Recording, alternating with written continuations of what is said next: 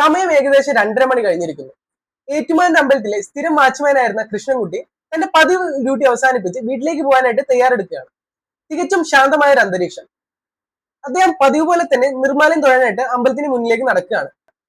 എന്നാൽ അമ്പലത്തിന് മുന്നിലെത്തിയ ആൾ കണ്ട കാഴ്ച അയാളുടെ രക്തത്തെ പോലും മരവിപ്പിക്കുന്ന ഒന്നായിരുന്നു. സാധാരണ രീതിയിൽ മേൽശാന്തി വരുന്നതിന് മുമ്പ് ഒരിക്കലും തുറക്കപ്പെടാത്ത അമ്പലനടയുടെ ഡോറ് ഉള്ളിലേക്ക് തള്ളി തുറന്ന രീതിയിലായിരുന്നു കിടന്നിരുന്നത്. ഇത് കണ്ട് ഭയന്നു വരച്ച ആള് ഉടൻ തന്നെ ദേവസ്വം മാനേജറായ നാരായണപിള്ളയെ വിവരം അറിയിക്കുകയാണ്. ഈ വിവരം അറിഞ്ഞ നാരായണപിള്ളയും മേൽശാന്തിയും കൂടെ ഉടനടി അമ്പലത്തിലേക്ക് വരികയാണ്. അങ്ങനെ അമ്പലത്തിൽ വന്ന് അവർ പരിശോധിക്കുമ്പോൾ അവർക്ക് കാണാൻ സാധിക്കുന്നത് അമ്പലത്തിന്റെ മുൻവശത്തുള്ള വാതിലിന്റെ ഓടാമ്പല് എന്തോ സാധനം ഉപയോഗിച്ച് തകർക്കപ്പെട്ടിരിക്കുന്നു. ഇതുകൂടാതെ ഉള്ളിലത്തെ ഡോറും അതിന്റെ പൂട്ടും തകർക്കപ്പെട്ടിട്ടുണ്ട്. ഇത് കണ്ട മേൽശാന്തി ഉടൻ തന്നെ ഉള്ളിൽ കയറി പരിശോധിക്കുകയാണ്. എന്നാൽ പുറത്തു നിൽക്കുന്നവർ പിന്നീട് കേൾക്കുന്നത് മേൽശാന്തിയുടെ ഉച്ചത്തിലുള്ള നിലവിളിയാണ്. അത് ഏറ്റുമാനൂരപ്പന്റെ അമൂല്യമായ ആ സ്വർണ്ണ വിഗ്രഹം അവിടെ ഇല്ല, അത് മോഷണം പോയിരിക്കുന്നു. ഈ വിവരം കാട്ടുതീ പോലെ പരക്കുകയാണ്. ഇതറിഞ്ഞ് നാട്ടുകാരെല്ലാവരും അമ്പലത്തിലേക്ക് ഒഴുകിയെത്താണ്.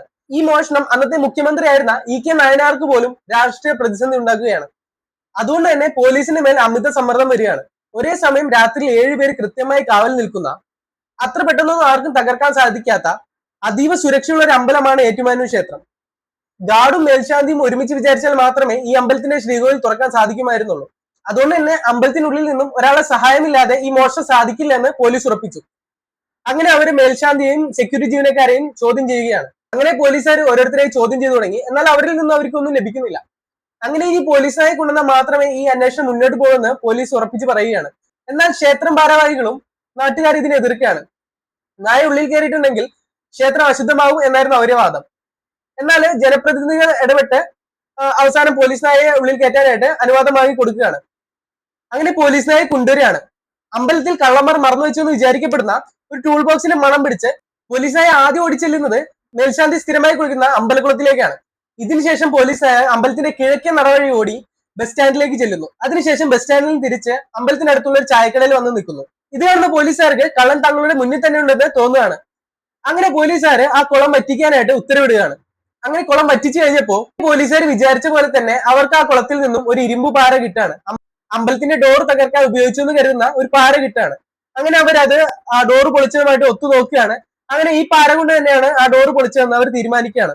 എന്നാൽ പാര കിട്ടിയെങ്കിലും പ്രതിയുടെ കാര്യത്തിൽ പോലീസിന് ഇതുവരെ ഒരു തുമ്പും കിട്ടിയിട്ടുണ്ടായിരുന്നില്ല.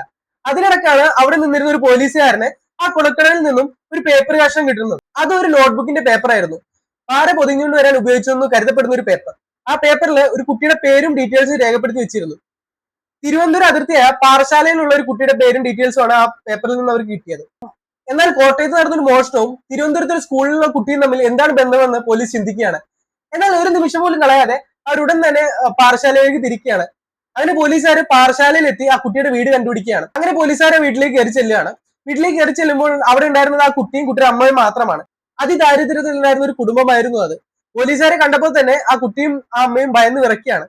അങ്ങനെ പോലീസുകാർ ഈ വിവരങ്ങളൊക്കെ അവരോട് പറഞ്ഞ് അവരെ ചോദ്യം ചെയ്യാണ്. അപ്പോൾ ആ കുട്ടി പറഞ്ഞത് വീട്ടിൽ ഭക്ഷണം മേടിക്കാൻ കാശില്ലാത്തതുകൊണ്ട് തൂക്കിയിട്ട പുസ്തകങ്ങളാണ് അതെന്നാണ്. അങ്ങനെ പോലീസുകാർ ഈ പുസ്തകങ്ങൾ തൂക്കിയിട്ട സ്ഥലത്തേക്ക് അന്വേഷിച്ച് പോവുകയാണ്. അങ്ങനെ പോലീസുകാർ ആ കടക്കാരനെ കണ്ടെത്തി ചോദ്യം ചെയ്യുകയാണ്. അങ്ങനെ ചോദ്യം ചെയ്യുമ്പോൾ ആ കടക്കാരൻ പറയുന്നത് കഴിഞ്ഞ ദിവസങ്ങളിൽ ഒരു ഇരുമ്പുകാരെ മേടിക്കാമെന്ന ഒരാൾക്ക് പൊതിഞ്ഞു കൊടുത്തതാണ് ആ പേപ്പർ എന്നാണ്. എങ്കിലും അയാൾ ആ ആളുടെ പേര് ഓർത്തെടുക്കുകയാണ്, സ്റ്റീഫൻ. സ്റ്റീഫൻ എന്ന ആൾക്കാണ് അയാൾ ആ പാര പൊതിഞ്ഞു കൊടുത്തത്. പാറശാല പോലീസ് സ്റ്റേഷനിൽ സ്റ്റീഫനെ പറ്റി തിരക്കിയ ഏറ്റുമാനൂർ പോലീസുകാര് തികച്ചും ഞെട്ടിപ്പോവുകയാണ്.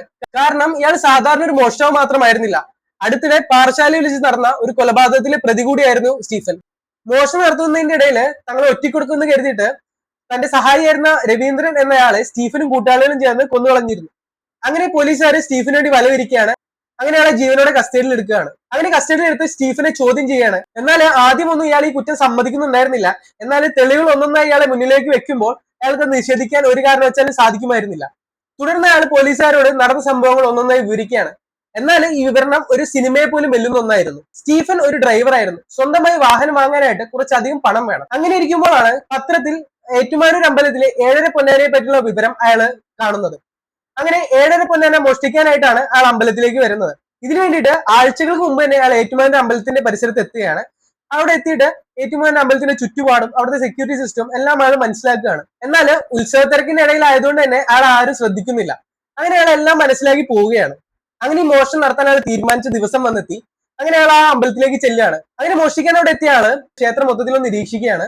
അതിന്റെ നിരീക്ഷണത്തില് അമ്പലത്തിന്റെ സൈഡിലായിട്ട് ഒരു തൂണ്, അതായത് ഡെക്കറേഷൻ ഉപയോഗിച്ച ഒരു തൂണ് ഇളക്കാതെ വെച്ചിരിക്കുന്നത് അയാളെ ശ്രദ്ധയിൽപ്പെടുകയാണ്.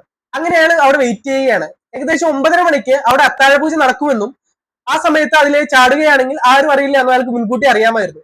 അങ്ങനെ അയാൾ അവിടെ വെയിറ്റ് ചെയ്യുകയാണ്. അങ്ങനെ സമയം ഏകദേശം 9:30 കഴിഞ്ഞപ്പോൾ അത്താഴപൂജ കഴിഞ്ഞ് അവിടെ വലിയ ശബ്ദത്തിൽ മണിയടിക്കുകയാണ്. അങ്ങനെ ഈ മണിയടിക്കുന്ന സമയത്ത് ആരെയും ശ്രദ്ധയിൽപ്പെടാതെ അയാൾ ഈ തൂണിലൂടെ പിടിച്ചു കയറി അമ്പലത്തിലേക്ക് ചാടുകയാണ്. ഇതിനുശേഷം പാര ഉപയോഗിച്ച് അമ്പലത്തിന്റെ വാതിൽ കുത്തി തുറക്കുകയാണ്. എന്നാൽ അമ്പലത്തിൽ മണിയടിക്കുന്നതിന്റെ വലിയ ശബ്ദം ഉണ്ടായതുകൊണ്ട് തന്നെ ആരും ഇയാൾ പാര വെച്ച് കുത്തി തുറക്കുന്നതിന്റെ സൗണ്ട് കേൾക്കുന്നില്ല. അതായത് ആളുകൾ പുറത്തു നിൽക്കുമ്പോൾ തന്നെയാണ് ഇയാൾ കൂട്ടുപൊളിച്ചുള്ളിൽ കയറിയത്. എന്നാൽ കൂട്ടുപൊളിച്ചുള്ളിൽ കയറിയെങ്കിലും ഇയാൾക്ക് 7.5 പൊന്നാനെ കാണാൻ സാധിക്കുന്നില്ല. കാരണം അത് അമ്പലത്തിന്റെ ഒരു രഹസ്യമായ അറയിലായിരുന്നു സൂക്ഷിച്ചിരുന്നത്. അങ്ങനെ 7.5 പൊന്നാനെ കിട്ടാതെ നിരാശനായ സ്റ്റീഫൻ ഏറ്റുമാനൂർ അപ്പന്റെ വിഗ്രഹം തന്നെ മോഷ്ടിക്കുകയാണ്. എന്നാൽ ഈ വിഗ്രഹം മോഷ്ടിച്ച് ഇപ്പൊ തന്നെ പുറത്തു കിടന്നാല് ഗാർഡുമാരെയും നാട്ടുകാരെയും കയ്യിലാവുമെന്ന് അയാൾക്ക് അറിയാമായിരുന്നു. അതുകൊണ്ട് തന്നെ ഈ വിഗ്രഹം മോഷ്ടിച്ച് ഈ വിഗ്രഹം നെഞ്ചോട് ചേർത്ത് അയാൾ ആ അമ്പലത്തിന്റെ മേൽക്കൂരയിൽ ഒളിച്ചിരിക്കുകയാണ്. അങ്ങനെ ഏകദേശം അർദ്ധരാത്രി 2 മണിക്ക് കാവൽക്കാരെല്ലാം ഉറങ്ങിയെന്ന് ഉറപ്പുവരുത്തിയതിനു ശേഷം അയാൾ അവിടെ നിന്ന് ഇറങ്ങുകയാണ്. ഇറങ്ങിയതിനു ശേഷം പൂട്ടുപൊളിക്കാനായി ഉപയോഗിച്ച ആ പാര അടുത്തുള്ള അമ്പലക്കുളത്തിലേക്ക് വലിച്ചെറിയുകയാണ്. ഇതിനുശേഷം അയാൾ ആ വിഗ്രഹം അടുത്തുള്ള ഒരു കാട്ടിലേക്ക് ഒളിപ്പിക്കുകയാണ്. പിറ്റേന്ന് രാവിലെ മോഷണവിവരം അറിഞ്ഞ് പോലീസുകാരും നാട്ടുകാരും കൂടിയപ്പോ അവരോടൊപ്പം സ്റ്റീഫനും അവിടെ തന്നെ ഉണ്ടായിരുന്നു. പോലീസുകാരും നാട്ടുകാരും കള്ളനെ തിരയുന്നതിന്റെ ഇടയിലൂടെ തന്നെ സുഖമായ അയാൾ ആ വിഗ്രഹം എടുത്ത് അടുത്തുള്ള ബസ് സ്റ്റാൻഡിലേക്ക് പോയി രക്ഷപ്പെടുകയാണ്. അതായത് അമ്പലത്തിൽ പൂജ നടക്കുകയും ആളുകളെല്ലാം പുറത്തു നിൽക്കുകയും ചെയ്യുന്ന സമയത്ത് ഒരാൾ പോലും അറിയാതെ അമ്പലത്തിന്റെ ഉള്ളിലേക്ക് കയറി അമ്പലത്തിന്റെ പൂട്ട് തകർത്ത് വിഗ്രഹം മോഷ്ടിക്കുന്നു. ഇതിനുശേഷം പിറ്റേ ദിവസം പോലീസുകാരും നാട്ടുകാരും നോക്കി നിൽക്കെ അവരുടെ ഇടയിലൂടെ തന്നെ ആ മോഷ്ടിച്ച വിഗ്രഹവുമായിട്ട് രക്ഷപ്പെടുന്നു. ഒരു സിനിമാ കഥയെ വെല്ലുന്ന രീതിയിലാണ് ആൾ മോഷണം നടത്തിയിരിക്കുന്നത്. പിന്നീട് പോലീസ് ഈ വിഗ്രഹം ആളുടെ കൃഷി സ്ഥലത്ത് നിന്നും ഒരു പോറൽ പോലും വെക്കാതെ കണ്ടെത്തുന്നു. പിന്നീട് ഈ വിഗ്രഹം ആഘോഷപൂർവ്വം അമ്പലത്തിലേക്ക് തിരിച്ചു കൊണ്ടുവരികയാണ്. അങ്ങനെ കോടതി സ്റ്റീഫന് 6 വർഷത്തെ തടവ് ശിക്ഷ വിധിച്ചു. എന്നാൽ ഈ കഥ അവസാനിക്കുന്ന ഇവിടെയല്ല. ജയിൽ ശിക്ഷയ്ക്കിടയിൽ സ്റ്റീഫന് വലിയ മാനസാന്തരം ഉണ്ടാകുകയാണ്. അങ്ങനെ ജയിൽ ശിക്ഷ കഴിഞ്ഞ് പുറത്തിറങ്ങുന്ന സ്റ്റീഫൻ ഒരു പള്ളിയിലെ പാസ്റ്ററായി ജോയിൻ ചെയ്യുകയാണ്. ഇത് കൂടാതെ തന്നെ ആ പേപ്പറിൽ പേരുണ്ടായിരുന്ന വിദ്യാർത്ഥി ഇല്ലേ, ആ വിദ്യാർത്ഥിയുടെ പഠന ചെലവെല്ലാം ദേവസ്വം ബോർഡ് ഏറ്റെടുത്തു. പിൻകാലത്ത് ആ കുട്ടി ഒറ്റപ്പെട്ടു പോയപ്പോൾ ആ കുട്ടിക്ക് ഒരു വീടും ദേവസ്വം ബോർഡ് തന്നെ വെച്ച് നൽകി. സിനിമാ കഥയെ പോലും വെല്ലുന്ന ഒരു നോട്ട്ബുക്കിലെ പേപ്പർ കഷ്ണം തെളിയിച്ച ഒരു മോഷണ കഥയാണ് നിങ്ങളിപ്പോൾ കേട്ടത്. നിങ്ങൾക്ക് ഈ കഥ ഇഷ്ടപ്പെട്ടിട്ടുണ്ടെങ്കിൽ ഈ വീഡിയോ ഒന്ന് ലൈക്ക് ചെയ്യുക. കൂടാതെ ഇതുപോലുള്ള കഥകൾ കേൾക്കാനായിട്ട് എന്റെ ചാനൽ ഒന്ന് സബ്സ്ക്രൈബ് ചെയ്ത് കൂടാതെ അടുത്താണ് ബെല്ലേക്ക് ഒന്ന് എനേബിൾ ചെയ്യുക. അപ്പോൾ അടുത്തൊരു കഥയുമായി കാണുന്ന പ്രതീക്ഷയിൽ this is me Shahid signing off.